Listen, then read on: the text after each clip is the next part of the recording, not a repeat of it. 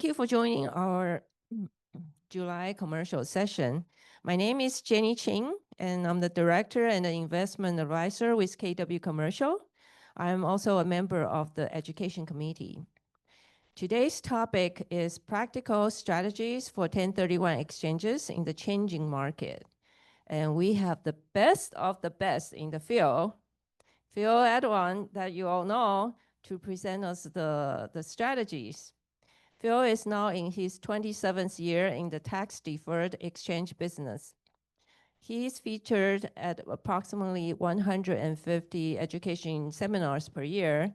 His reach extends across the nation, and he educates more tax professionals, attorneys, real estate, and escrow professionals regarding 1031 exchange deferred code more than nearly anyone in the country. Very impressive. In addition, he has long served in various board of director and official capacities for the escrow associations of the San Gabriel Valley. So let's give a big warm welcome to Phil Edwan.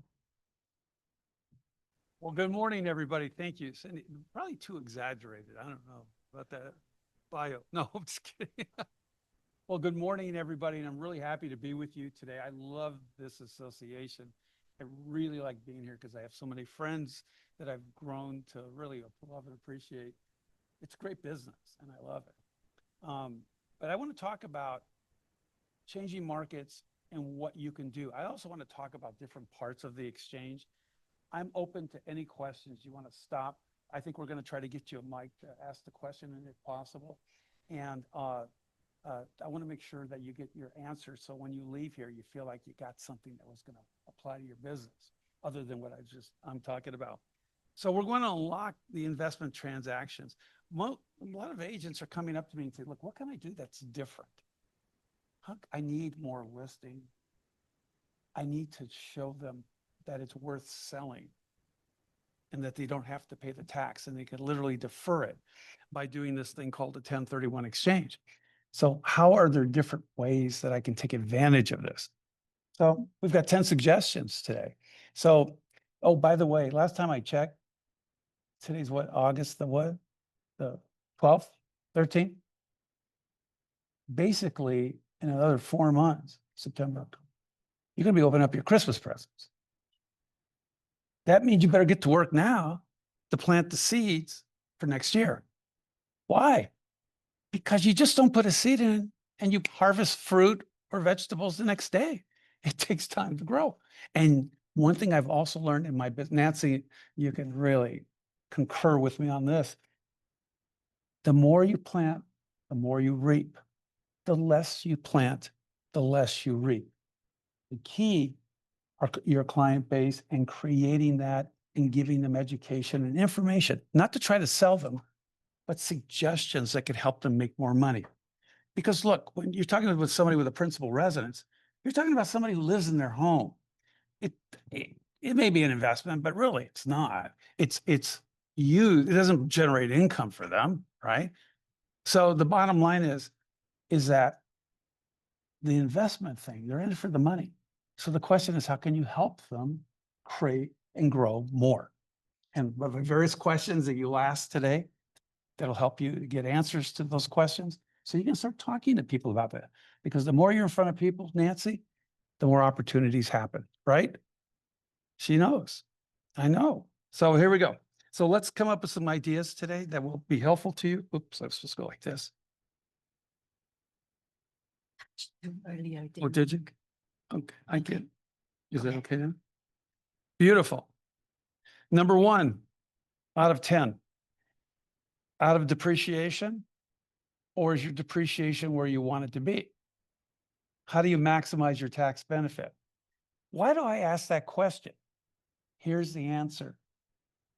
The more you make, the more they take, right?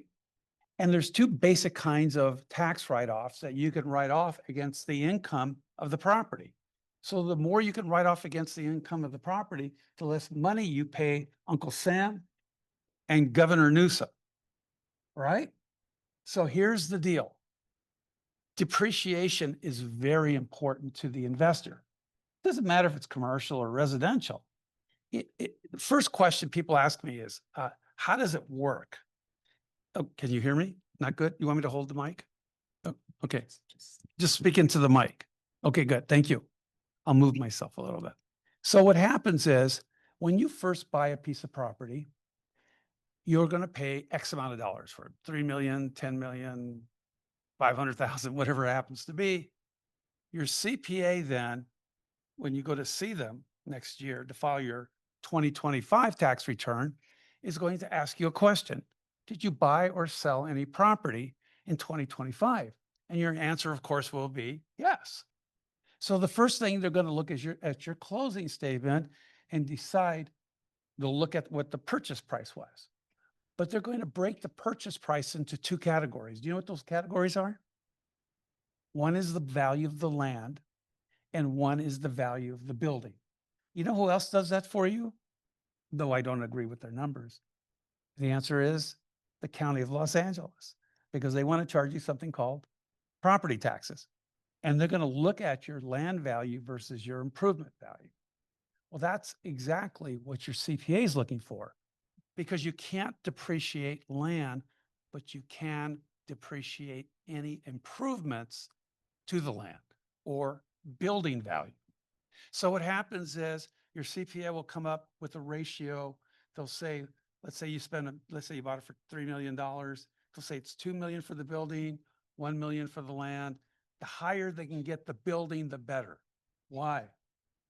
Because that's what you can depreciate and take it off the income of the property. Does that make sense?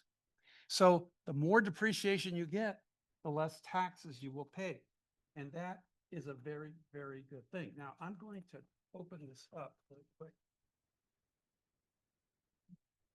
As I notice as I get older, my voice changes. I talk too much. So I'm going to make sure that my voice stays nice and moist so I can be nice and clear. Okay, thank you. So you will have a depreciation schedule based on the amount of improvement. Now, the question is, do they treat residential different than commercial? The answer to that is yes, absolutely. If you look on the right where it says 27.5 years, if your building is considered a residential building, they'll take the value of the improvement or the building and they'll divide it by 27.5. Why? Because each year for the next 27.5 years, that's how much your CPA can depreciate to reduce the taxes you're going to pay to the government because of rent that you collect. Make sense? That's a good thing. Commercial is a little different. I don't know. I can't remember if it's in this or not. Nope, it's not. So commercial is going to be not 27.5 years, but 39 years. Okay, so I don't see it in here, but that's all right. So the bottom line is they're going to do the same thing. They're going to take the ratio of the value of the building divided by 39. And for the next 39 years, you'll have 1/39 of that to write off against the income. Okay. Now, the question is, what's residential and what's commercial? It may not be what you think it is. It may be different. So, for example, let's say you have a condo. I'll ask the question, you give me the answer. Condo, residential or commercial? 4-unit building. Commercial building. Well, I should, duh. Retail outlets. Industrial. 150-unit apartment building. Wrong. It's residential. Why? Because the federal government says it's housing. So your lender will charge you commercial rates. But the IRS will give you 27.5 years and put you in the residential end of depreciation. Is 27.5 years better than 39, or is 39 better than 27.5 years? I will take every day 27.5. Why? Because anything that you divide by 27.5 versus 39, the 39 is going to be smaller. You'll take it over a longer period of time, but not as much each year. It just stretches out longer. So the bottom line is lots of investors really enjoy the residential, especially in large apartment buildings, because it allows them to take a shorter depreciation time, but with more per year, more write-off per year. And that's a good thing. Well, there it is. It does say 39 years right there. Okay. Next. Well, so what happens is the question is, what's the rate of return on the building? And people don't realize that over time, your income is going up because rent eventually goes up. But the problem is your depreciation does not. It says straight line for 27 and a half years or straight line for 39 years for commercial. So what happens is when you're getting rent increases or lease increases, you're not getting enough depreciation to offset it because the depreciation stays flat and your income's going up, which means you're paying more taxes every single year. So what can you do to fix this?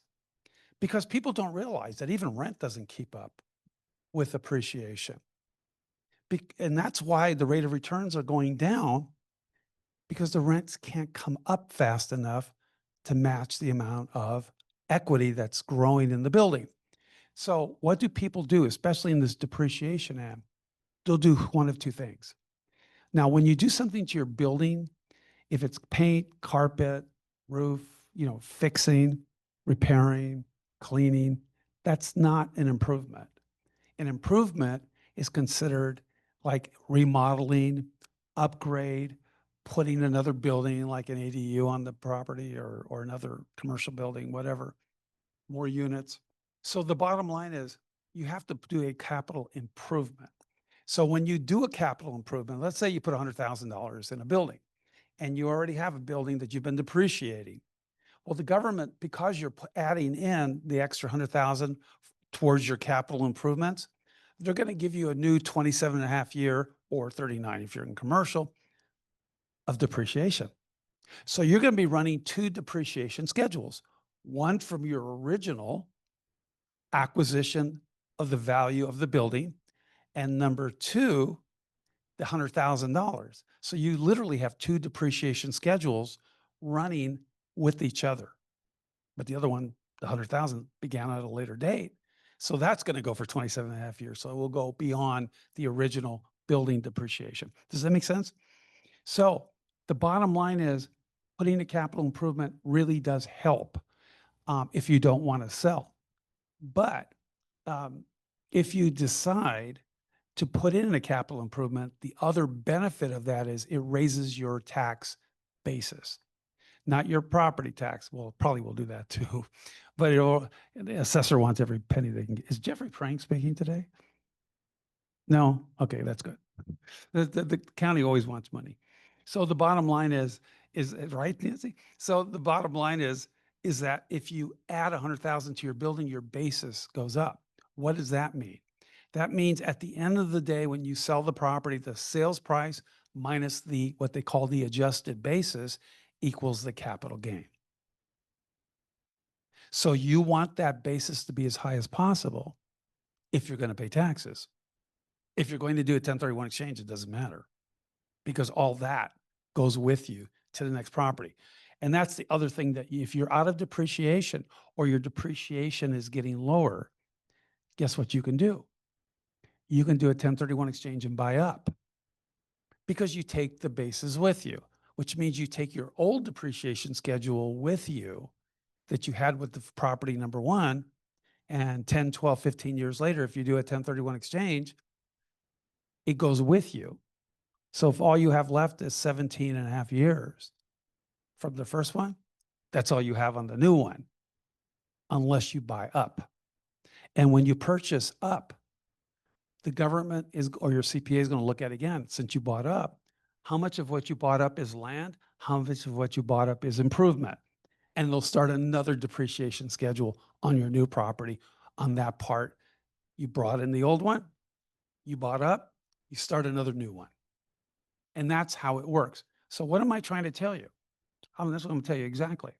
Nancy, if you get them farm packages of commercial, residential, whatever investment properties, income producing, whatever, owner user, it could be industrial, it doesn't matter, retail. The bottom line is if their depreciation is not keeping up with rents, it's time to think about selling and buying up and creating a 1031 exchange. The CPAs that I speak with, as I speak with their groups and whatnot, and same with the attorneys, they'll talk to their clients. I say, look, your property's almost paid off. And the guy and the owner said, well, isn't that wonderful? He goes, not really. He said, why? He said, because you're paying more and more and more in taxes on the income your property is generating. But if you sell the property, re-leverage and double it or by 50% more, you just created more depreciation to offset. So you either pay it towards the building or you give it to the government. You get to choose the one you want. Yes, Nancy.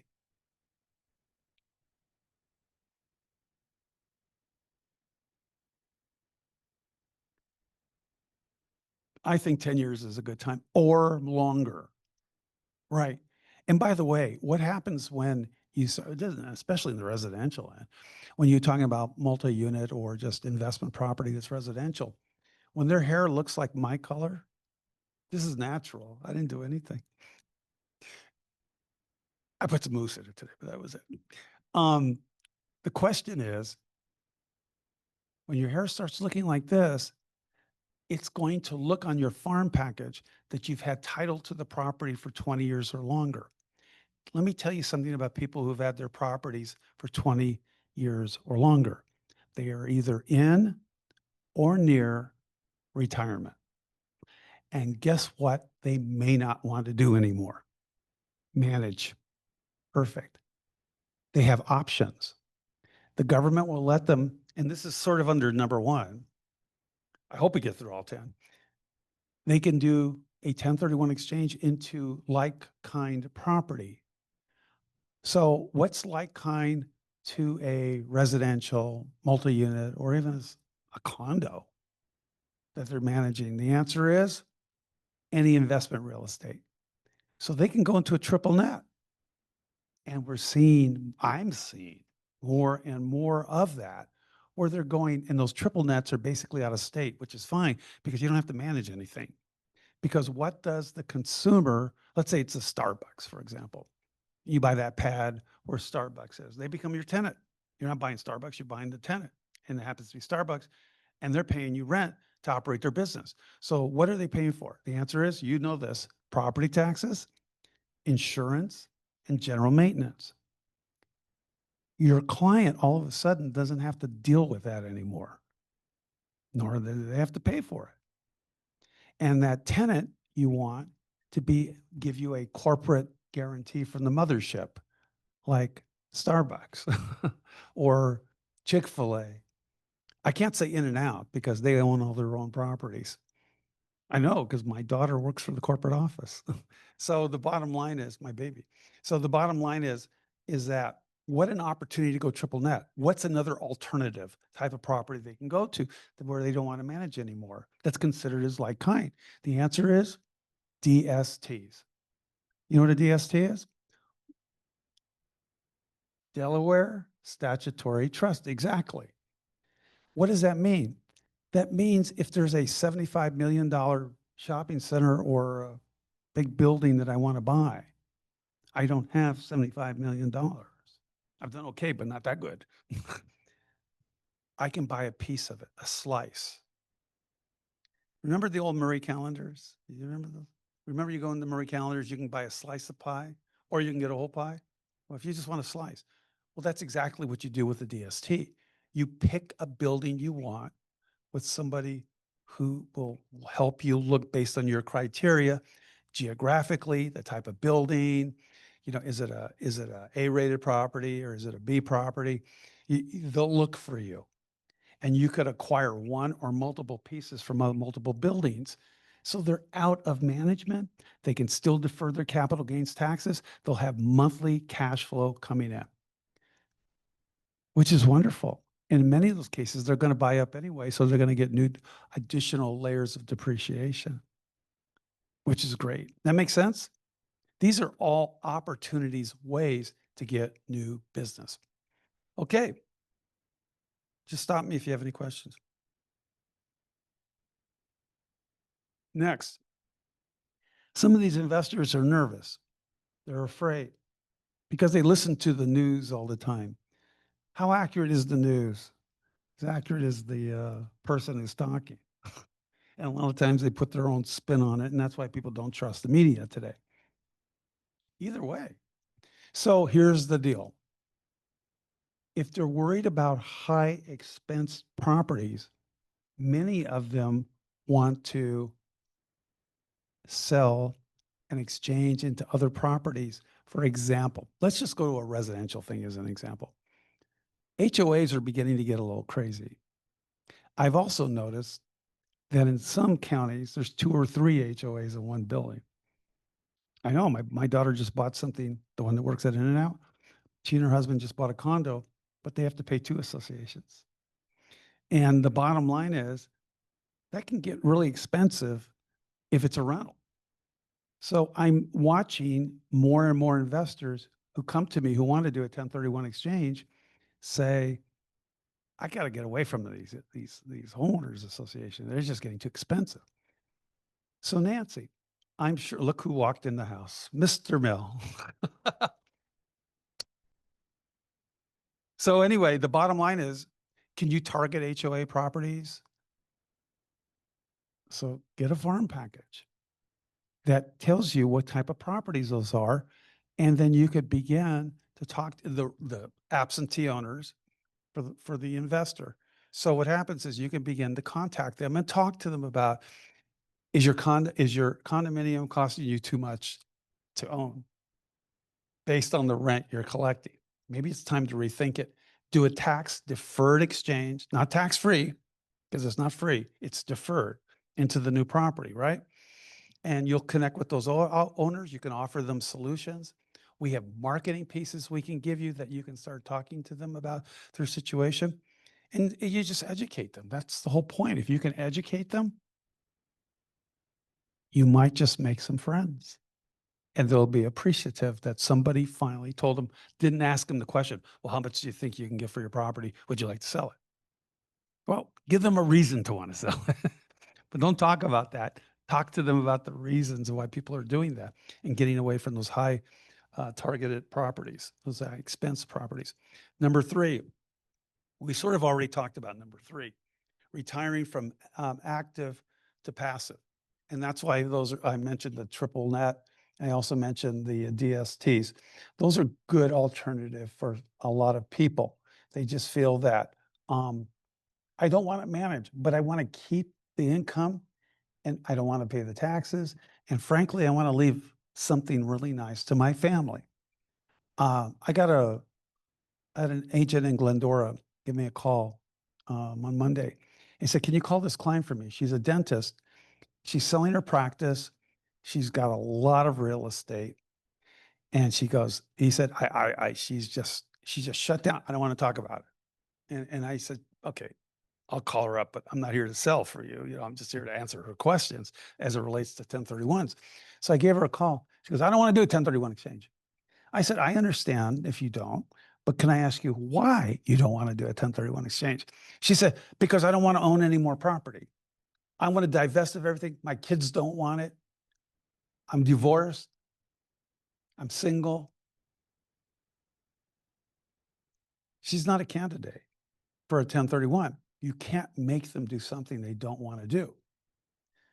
But if you can show them that you can go into other types of properties, that is passive, because she's sick of management. And she thinks that the only way out is to sell it and pay the taxes and be done with it. There are other alternatives for them via Code Section 1031 on passive investments. You know what they call it, passive investment? They call it mailbox money. It just comes in your mailbox. or if they have direct deposit into your account every month. Not a lot to do. A lot of investors like it. Now there's downsides to some of them. Not all the DSTs are good. I'll tell you that right now. Not everybody who comes in front of you or speaks are good DST people because they're very limited in what they can show. If you ever need some good referrals, because I've been doing this since the IRS allowed for these type of, remember, it's not a REIT, it's a DST. You know what a REIT is? What do I own when I own a REIT? Shares of stock. That's not like kind. You have to be an owner of the property to make it like kind as an investment. So it's not like a REIT, and you have better choices. If you ever need some referrals, I'll be happy to refer some people that I think are very, very good in the industry. All right. Active versus passive. Cash on cash returns. I forgot what the next slide looks like. The longer you hold the property, the percentage of return is going down. Generally speaking, folks, because the equity, remember I said that a little earlier, is not keeping up with the rent, isn't keeping up with the equity because of things like owner tenant laws. The laws here in California, now you tell me if I'm right or wrong. Are they favoring the tenant or are they favoring the landlord? I didn't say any here, anybody says the landlord. We are out of balance. One of my favorite movies is called The Karate Kid. Anybody remember that? In fact, I think they're bringing a new one out, and they're going to show Mr. Miyagi, but old pictures of him because, he died. So with AI, I guess I can do anything today. But the bottom line is, remember what he used to say? Balance, Daniel-san. You must have balance, right? So you can make good fight for karate, right? We have no balance. And many of these investors want to leave California. I've got a marketing piece just for that one. And investors are going other places. They get a higher rate of return. Now you say to me, well, that's fine. I'll sell. And let's face it, I was born in LA County. In fact, I was born in the city of Los Angeles. I've lived in LA County all my life, but that might change in the near future. But the whole point is this county and this state is not very nice to those of our clients and for those of us who own investment properties. So guess what they want to do? They don't want to pay the taxes, but they could do a 1031 exchange and go, and I'll tell you what my clients are doing. They sell here, they'll buy in other states because the prices are less, which means they can buy more properties, more units, whatever. You say, well, what's the difference? Just because the prices are lower there, the prices are higher here, the rent is higher here, the rent will be lower there. So what have you actually done? I can tell you what we did. It's the math. Because the rents are lower there than they are here, proportionately to dollar value of property and equity, the rent is actually higher there than it is in here in California because you're getting a higher rate of return. And the next thing is, as properties appreciate in the future, does anybody think properties are going to go up in the future? I know they will. I've been doing this since 1982. I mean, when I first got into business, I think I've told you, interest rates had just dropped all the way down to 18.5%. And values kept going up, and then they went down, and they went up again. I'll never forget when I was a sales rep at Chicago Title. Remember those days, Nancy? Yeah. And I remember I think it was in January of 1990. We bought a building, Chicago bought a building on Walnut Creek. Remember? And now it's the Panda Inn, right? The headquarters. Back then it was Ticor, right? So what happened is I walked in there and there was a big title floor, all the different title units. And I thought something's weird, but I can't figure it out. And then all of a sudden it occurred to me, the phones aren't ringing. Business was slowing down. 1990 to 1995 were ugly months in our business. But what happened beginning 96? Economy started coming back, prices started going up. And then in 2005 and 6, they hit a huge high. And then what happened again? We had the short sale foreclosure market. Remember, anybody remember that? I'd like to forget that. But what happened after that? Prices are higher now than they've ever been. Folks, they always go up. And don't be afraid if you accidentally buy in a high market, because it will go down, but it'll come back up. And the last time I checked, the people who make the money are owning the properties and watching them grow in value. That happened in my home. I bought in 1988. I remember that. 1990, 89, 90 went up. I go, this is great. I wish I bought more. And then it crashed and burned and it went back to what I paid for it or a little lower. But today, that property's worth 4 times more than what I paid for it. You can't appreciate if you don't own it. The biggest regret is most of these investors have is that they didn't buy more. I know. That's I say that they're happy they're doing a 1031 exchange. I said, don't you wish you bought another one or two? They start laughing. Of course I do. I'd be worth so much more today. That's the whole point of the cash on cash return of your building. You can re-leverage the equity and go to other places.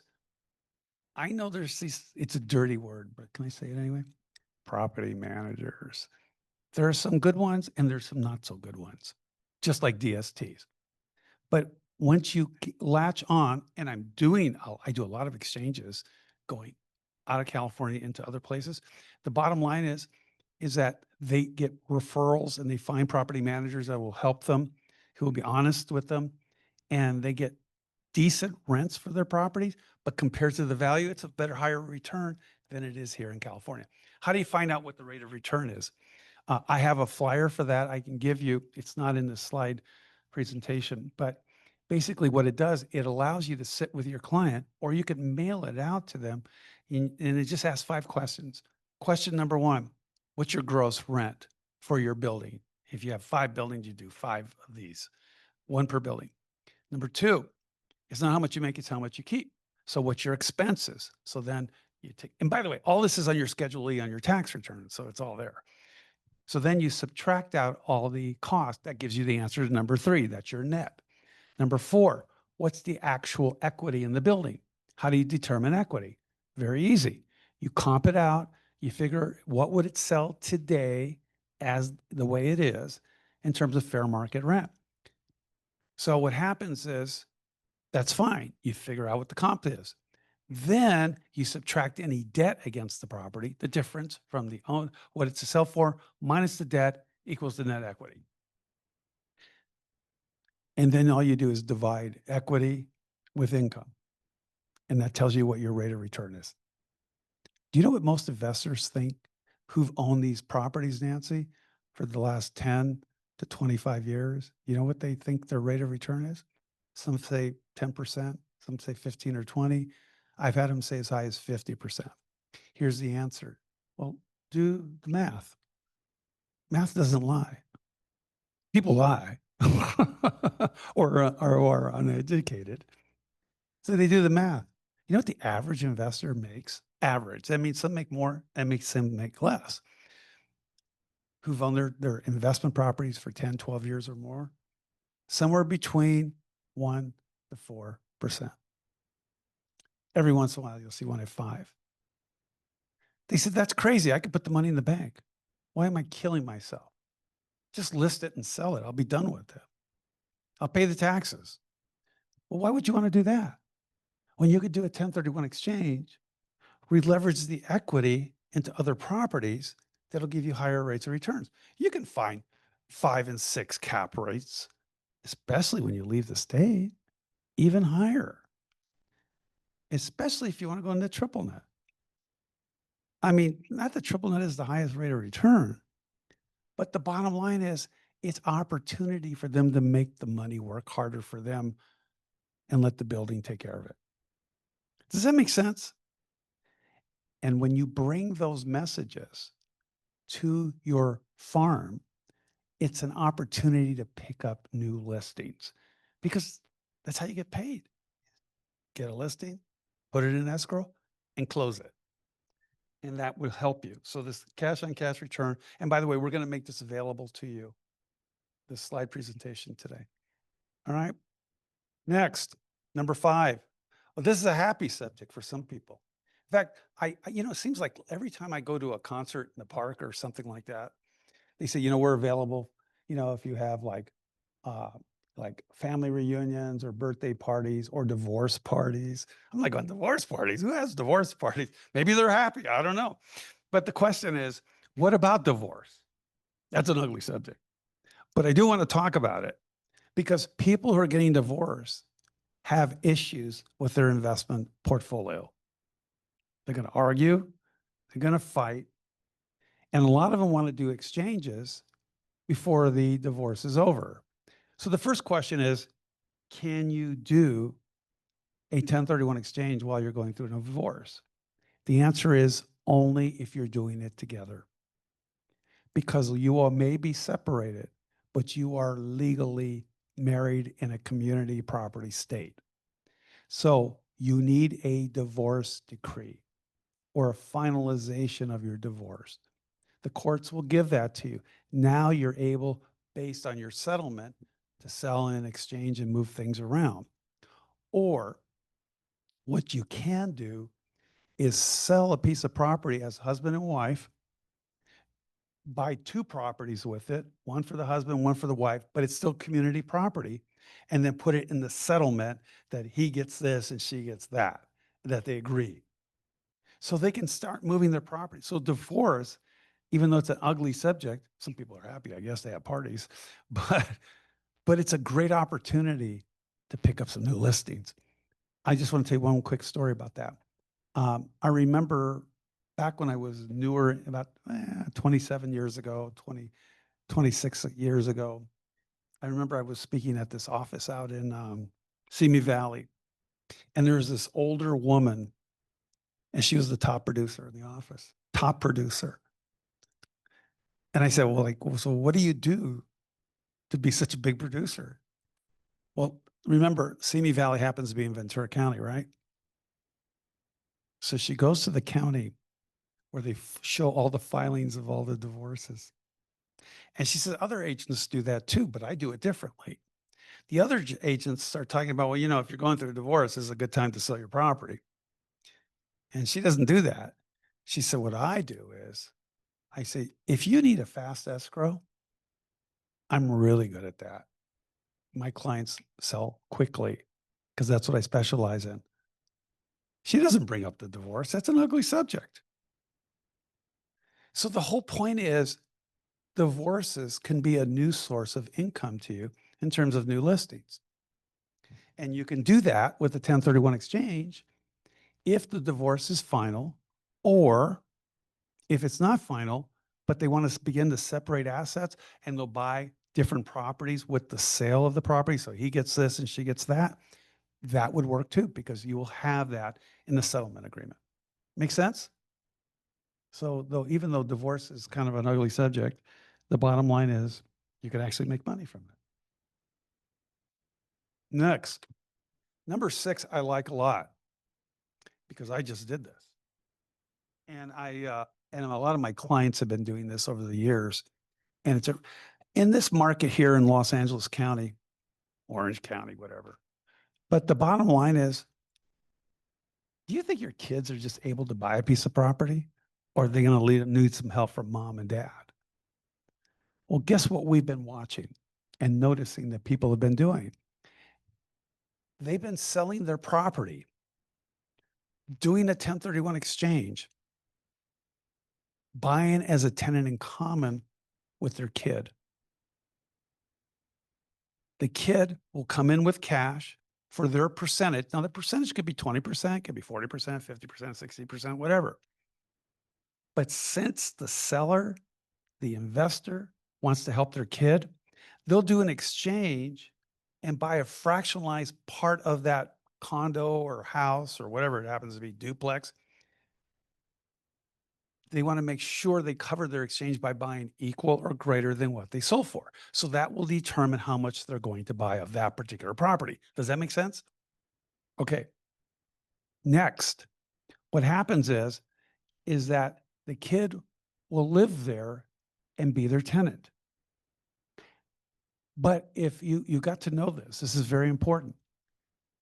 When you have investment property, especially if you want to go in exchange, that the family member, whether it's a parent, like an elderly parent, or siblings or your children, they have to pay you because they're a related party to you, fair market rent. But the fair market rent would be on the parent's portion because they actually own the other part. So it gives them a start of getting into property thanks to mom and dad. They pay rent for the portion that mom and dad have. And over time, it starts appreciating. And guess what happens? Eventually, they'll sell the property. Kids will get the 121 principal residence exclusion, the up to 250, up to 500,000, but only on their part of the gain. The parents can do another 1031 exchange. Now check this out. Have you been like listening to the news or reading the papers? Did you hear what the White House has been talking about? I don't know if this is going to happen. You know how people keep saying, well, they're going to double it to $1 million instead of 500, or 500 instead of 250 for single people. You heard about that? I don't think that's going to happen. The White House is saying we want to eliminate capital gains on principal residence. Do you know what that would do for your business? People who have lived in it for a really long time. What an opportunity. So my suggestion is get people in homes as much as you could, because if that happens, I don't know where you're going to get the inventory to buy, because everybody's going to want to sell. Well, that's good. It'll create inventory by virtue of the selling. So helping family members is a really good way. And by the way, look at the benefit. Family takes better care of the property than an unknown tenant. Could that be possible? Children who went to college out of state may prefer to rent from parents post-graduation and stay in that location. So if they went and they live someplace else, you can do an exchange, buy with the kid in another state, which means your rate of return is probably going to be higher. Not a bad deal. And family members may not have lost their home to a natural disaster, or may have lost their home. So that could actually, but let's not even go there today. Okay. Number 7, portfolio diversification or consolidation. You want to optimize return and simplify management. And some people feel good about that, and that's what they'd like to do. I guess why I'm saying all this, I have marketing letters that cover some of these subjects, but not every one of them. And if you want to, you look at this material, especially if you go back and watch this, it might help create some information that you could begin sending out to investors for different reasons to want to sell and go into other properties, because it gives you more chance to get a listing. That makes sense? I think it could really help. It does require a 4-letter word, though. WORK.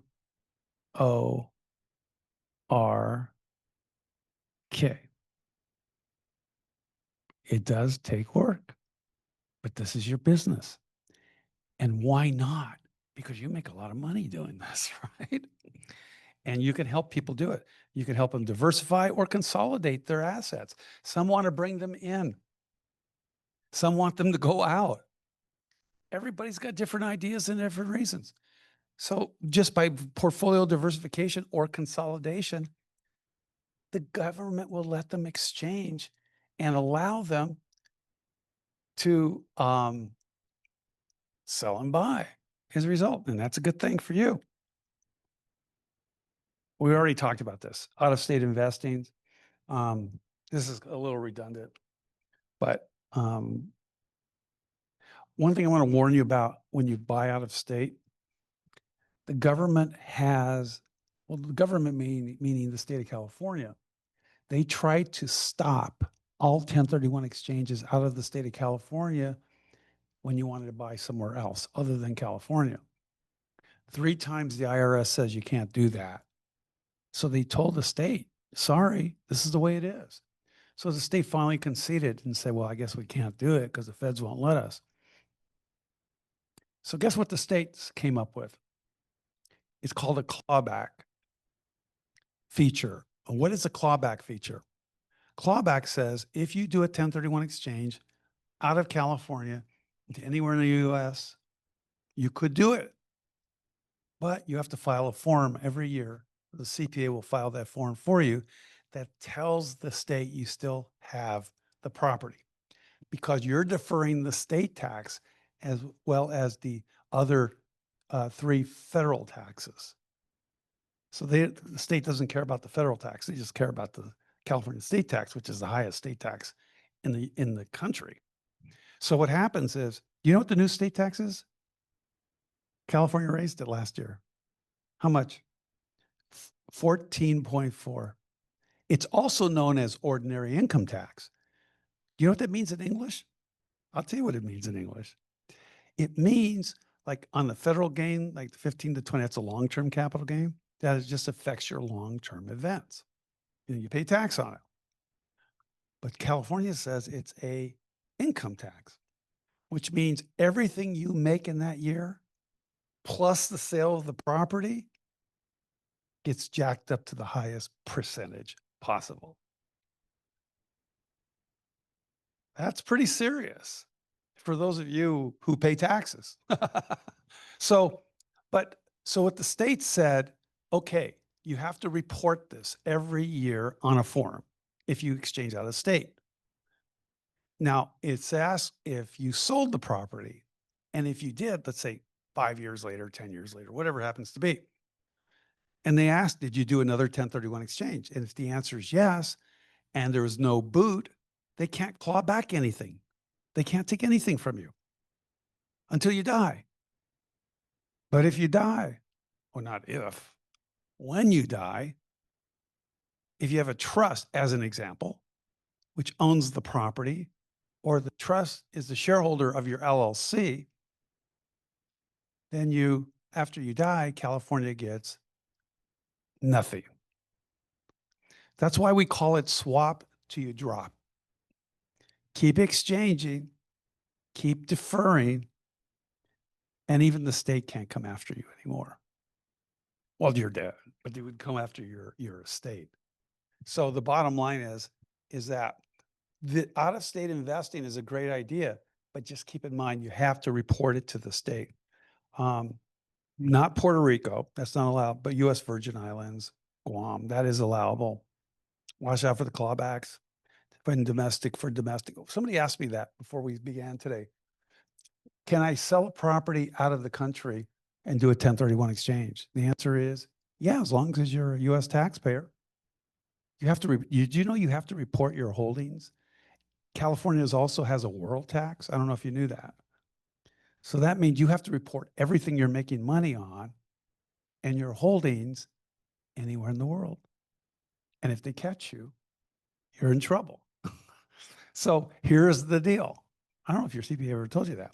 So if you sell a property, let's say it's in Shanghai, can you do a 1031 exchange? Yes, but not in the US. You can buy the replacement property anywhere in the world except the US. They call that foreign to foreign. In the US, if you're selling property, you can't buy in the UA or in the Middle East or South America. Because when you sell domestic, you could only exchange into domestic. So domestic for domestic or foreign for foreign, but you can't mix 2 properties under one exchange that isn't totally domestic or totally foreign. That make sense? Okay, great. So there are opportunities and there are people who are doing that. I think we have the highest concentration today of people from other places because of technology, because of, communication. You can really reach a lot of people now and have more opportunities because they have properties in other places and want to do other things. I mean, look what we do here in the US, just going from state to state, not like never before. So good opportunities for new listings. Estate planning. Again, estate planning is really important because you can defer the tax and, like I said, swap till you drop, where you don't have to pay the tax because you get a bump up basis. Now, I've talked to some CPAs, and some CPAs feel like everybody in California, because it's a community property state, will get a full step up. I'm not sure I completely agree with that. I wonder what the tax court would look like if it looked at that. I would always think, look, for $3,500, you can get an estate planning attorney to fill out a trust and put all your vestings under that. Some people say some lenders have a hard time putting properties in trust. Some say, no, they don't. Well, guess what? I'm buying a new property and they won't let me put it in the trust. My wife and I have to put it as husband and wife as community property with rights of survivorship until we close the escrow, and then I have to move it into the trust. I just spoke to an estate planning attorney to do that. So be careful. But this is a great way to not have to pay taxes in the government. Oh, by the way, when was that allowed? The stepped up basis. Anybody remember when the US came with that? I can tell you when it was 1954, the year I was born. So the bottom line is that, they tried to take it out about 2-3 years ago. They were not successful. Thank God. Right? To get rid of that. What a benefit to investors. Lastly, I don't know anybody can relate to this. Terrible tenants. Does that exist? Really? The answer is yes. There are problem tenants. And I have heard horror stories. Look, I've also heard incredible stories about really good tenants who've been there for 20, 25 years. Why didn't they just buy the house? You know what I'm saying? I don't know. But the bottom line is, if you, that's another reason. I mean, maybe talking about that in the in your marketing. You have terrible tenants. Maybe now's a good time to do a 1031 exchange and go someplace else where the tenants are not so good. By the way, locally, what is the worst city to own here in San Gabriel Valley as far as rent control? Actually, it's not LA. Pasadena. Oh, I know. I grew up, I went to Pasadena, I went to PHS. I went to PCC. They rolled it back for 2 years, remember? They rolled back to 2 years prior. They're like a bunch of Gestapos. On the rent control board, I forget how many people are on it, like 14 or 16. But there's only 2 that are owners. Everybody else are renters. So that's a balance thing, right? Are you kidding me? It's crazy. So the bottom line is, what an opportunity to get the heck out of Dodge.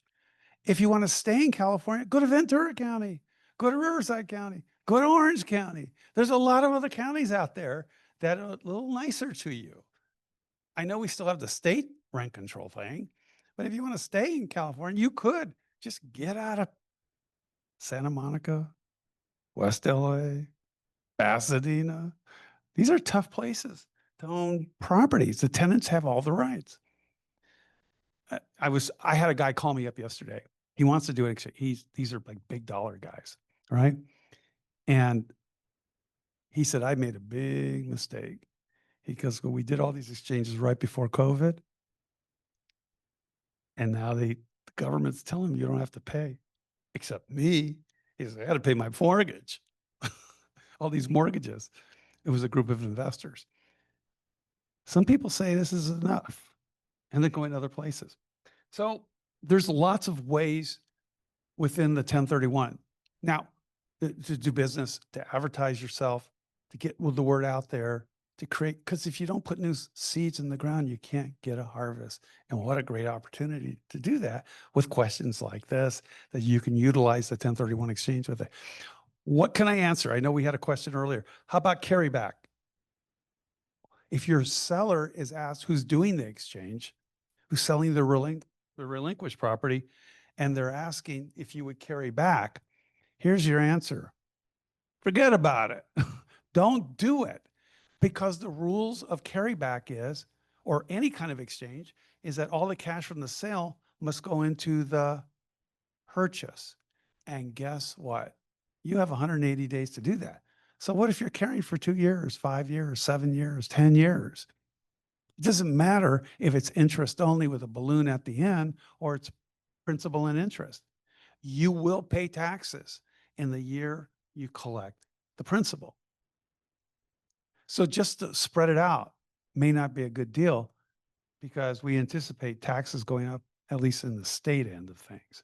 What the feds are going to do, they're kind of locked up with this new bill. So that may not happen for a little while.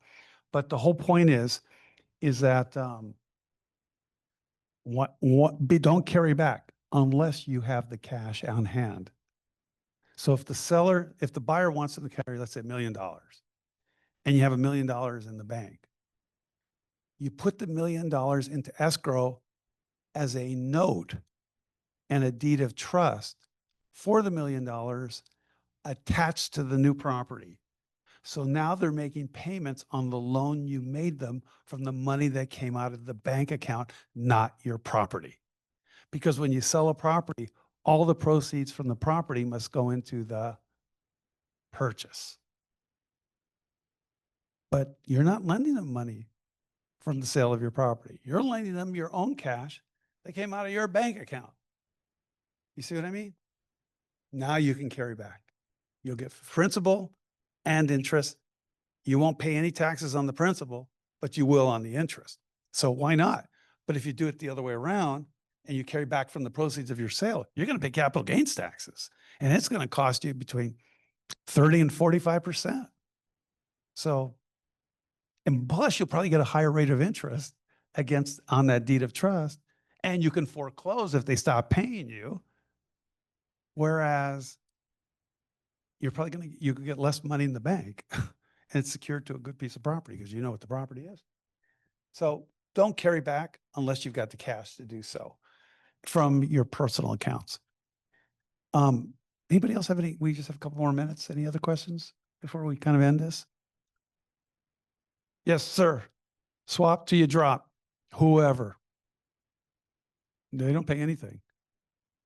Yeah, because remember, if you bought it for 300,000 and when you died it's worth 2 million or 5 million, whatever, they receive it at 5 million. So if they turn around and sell it, there's no gain because the trust gave a stepped up basis. And that stepped up basis is the fair market value of the day of death. Therefore, there's no tax to them. How much can you leave now? Because they did that in the bill that they passed Congress. How much I think it's 14 million per person.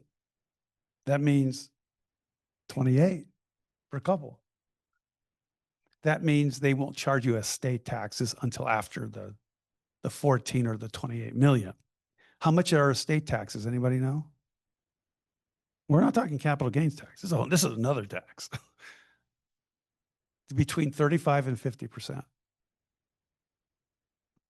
Are you kidding me? That's crazy. There's so many ways of avoiding stuff like this just by knowing and being able to have your clients or your prospects, give us a call. We'll answer their questions or introduce them to us or send us all an email and we'll reply and give them information. I mean, we're not going to be their CPAs or their tax attorneys, but we will help you help them. And that's what it's all about. Anyone, one last question? Anything else? One question. Go ahead. You're welcome. Well, 1031 exchange and, oh, thank you. So for 1031 exchange, the tenant could be a family member. Is that what you said on number 6, helping a yes. family member? You can have a tenant as a family member, but if they are, and you ever get audited, the government wants to know that it's because it's a related party, they paid fair market rent. But many of the CPAs tell me between 80 and 85% is close enough or legitimate for you to, yeah. Because if you charge them too low of a rent, you know what the government does? They change the classification of the property from an investment property to a second home. Right, Nancy? So be careful. Yes. If the, if the husband pass away and then the basic is goes up for the estate planning, right? For the estate tax. But because for the basic is up. Which is So good. do you, yeah, so when this happened, do we need to pay capital gain? Well, Because remember, estate tax will be 0 because the basic is it goes Right. up. But how about the capital gain? well, there is no capital gain anymore. Oh, really? Bye-bye. Bye-bye. Isn't that Thank you. great? Thank you. That's why swap do you drop? Or recording this. So we want everybody to have the benefit of this wonderful information. I love this business. Isn't it great? I feel good to see you Thank you coming for back having from me. Thank you for retirement. coming here. Thanks for the education. You're How much does an accommodator charge during the transaction if I want to do a 1031? Actually, I want to transfer all my thing to a DST, but anyway, Yeah. during the process, besides the regular commission, escrow charges, and title, does What the are accommodator fees? Yeah, does It the depends on the accommodator- kind of exchange you're Is it a doing. percentage of the sale? It depends on the company. I'll give you a range. Some will say, 1% or 2%. Some will say, like our company, we charge $1,250. That includes one sale. It includes up to 3 purchases. So it's flat rate. Yeah, you have time limits, but that's not a cost. That's just the cost you were asking, how much it cost. A reverse exchange. Oh, that's what we were going to say. A reverse exchange is when you close the purchase first. Can I do that and still do a 1031 exchange? Yes. But to do the reverse exchange, you have to have cash or cash and a lender or hard money, whatever. But the bottom line is you can close the purchase first through us and then close the sale up to 180 days later. That's very important. An exchange like that is not 1,250. That's going to range between $8,000 to $10,000 because of all the government rules of how to structure it. We have to start an LLC. We have to hold title to property, either the one that's being purchased or the one that's being sold. If there's a lender involved, they will dictate which one we can hold. And a lot of this has to happen to do a reverse exchange. So it's reflective, the prices of all the work. But that's what an average reverse exchange looks like. An average delayed exchange where you close the sale first, up to 180 days for a purchase with a 45-day identification is $1,250. Most companies are going to be around that. Some will be higher, some will be just a little lower. If you ever see somebody who says, well, I'm going to do it for $750 or $600, run the other direction because they have to hold your money. Try getting a hold of them when you're trying to close your purchase. I wish you well. For the reverse exchange. Yeah. You mean the seller? I'm going to buy that as a reverse? Absolutely, yes. It's wonderful. I love that when that happens. It just, everybody wins. And the seller gets money within the 180 days because they got to sell that relinquished property. It's a great deal. Sphere, Yes. Earlier, you mentioned about some marketing material. How Yes. can we receive the Oh. marketing material? I think I don't know if you know this, I changed companies after I retired. Yeah, and I retired. I wasn't going to come back in the business. And then 5 companies called me and said, we want you to come. And I'm like, going, really? And only one of them let me do it the way I really wanted. And that's who I went with. So here are my new business cards. My email address is on there. Over here, it might be on here actually too. It was at the beginning. Yeah. Well, It's Phil, it's teamphil@ax1031.com. It's on my business card and it's on the back of this brochure, my email address. Just say, send me the marketing letters. It would be my honor and my privilege to send them to you. And I'll even pray for you that your letters will find fertile ground and start growing. Thank you, Phil. Yeah, I have a last question. It's my client's question. That's why we invite Phil here. My last question is very important. My client bought a property, commercial property, $1 million, and he can sell 300 million right now. He And bought for 1 million, he's gonna sell for 300 million? yes. Boy, does over- property go up in this place. Oh, actually, it's more than 300. I just want to disclose the exactly listing price. I will do, but it's a huge, tremendous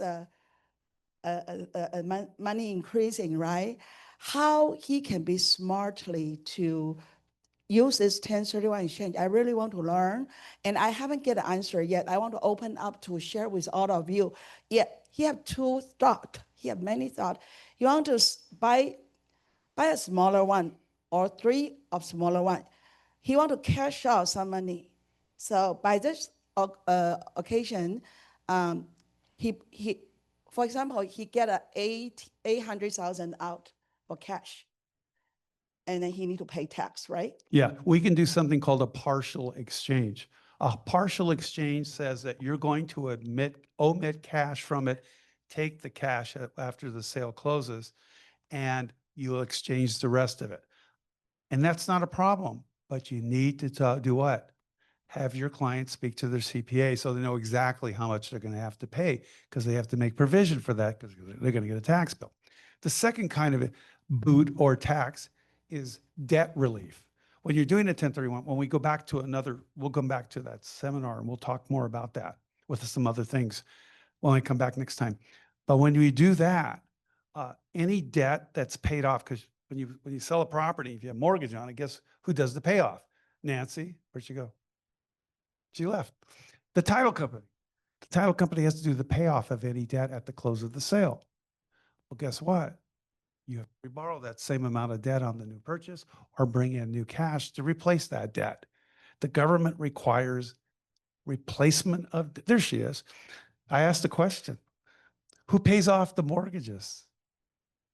That's right. And that's why they charge something called and and how much is it? What, $125 still? That's interesting. You know, when I got into business in 82, you know how much they were charging for sub-escrow fees? $125. It has never gone up. Yeah, I hear that. Same with exchanges. No, but the bottom line is that mortgage relief. So you have to replace the mortgage, you have to replace the cash. You do them both. That's what equal or greater really means. What you're not replacing is what? The non-recurring costs. That's allowed to be paid for out of the proceeds of the sale. Commissions, escrow, title insurance, transfer taxes, recording fees, my fees, all that can be paid for out of the proceeds of the sale. We'll go over that stuff next time when I come back, if you want me back. Of course, we're gonna invite you soon. Thank you for today, Phil. So on But- behalf of the board,